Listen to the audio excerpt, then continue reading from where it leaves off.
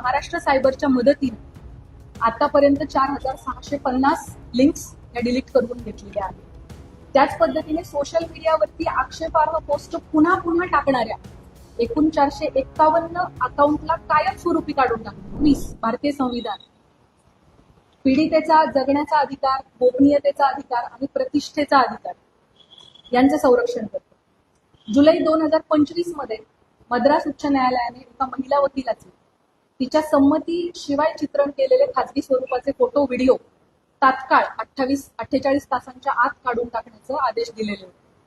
अशा प्रकारची सामग्री रोखणं हे राज्याचं कर्तव्य आहे असं न्यायालयाने त्यावेळेला अधोरेखित केलं होतं. एसआयटी कडे असणाऱ्या गुन्ह्यांमधील पीडितांचे आक्षेपार्ह व्हिडिओ जे आहेत जे प्रसारित झाले होते त्याच्या एकूण 4650 लिंक्स एसआयटीच्या सायबर टीमने, आपली जी टीम आहे 24 लोकांची, यामध्ये 4 लोकांची सायबर टीम आहे.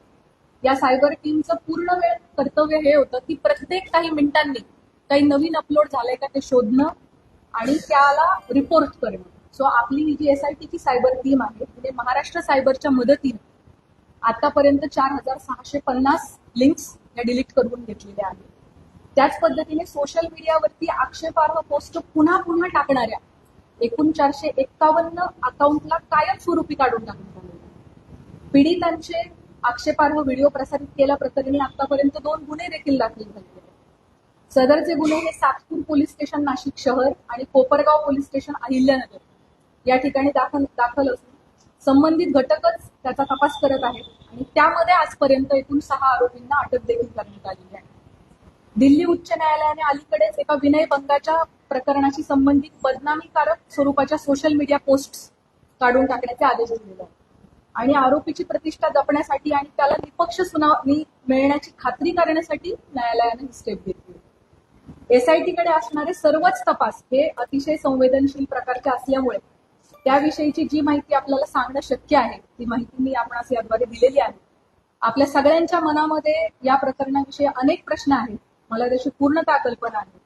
त्यापैकी बहुतांश प्रश्नांना स्पर्श करण्याचा मी प्रयत्न केलेला आहे. या प्रकारच्या गुन्ह्यामध्ये बीएनएस सेक्शन 93 बीएनएसएस प्रमाणे गुन्हा दाखल झाल्यापासून 60 दिवसांच्या आत आपल्याला दोषारोपपत्र दाखल करणं आवश्यक असतं.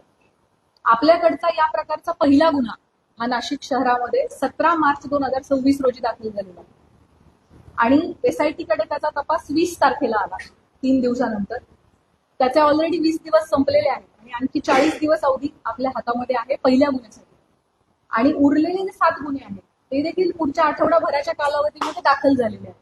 त्यामुळे 40 दिवसानंतर पुढच्या आठवडाभरात या उरलेल्या सगळ्या गुन्ह्यांचं देखील डेडलाईन जी आहे ती जवळ येते. त्यामुळे असं आपण म्हणू शकतो की 40 ते 45 दिवसांमध्ये या 8 गुन्ह्यांचा तपास आपल्याला पूर्ण करणं आवश्यक आहे. तरी या सर्व गुन्ह्यांमध्ये चांगले पुरावे गोळा करून तपास वेळेत पूर्ण करण्याची एसआयटीचे प्रयत्न सुरू आहे. त्यासाठी सर्वतोपरी प्रयत्न संपूर्ण टीम करत आहे. आपल्या सर्वांना विनंती आहे की पीडितांना कोणत्याही प्रकारे मनस्ताप होणार नाही याची समाज म्हणून आपण सगळ्यांनी काळजी घेऊयात. तुमच्या माध्यमातून हे आव्हान, ही विनंती मी सर्वांना करू इच्छितो.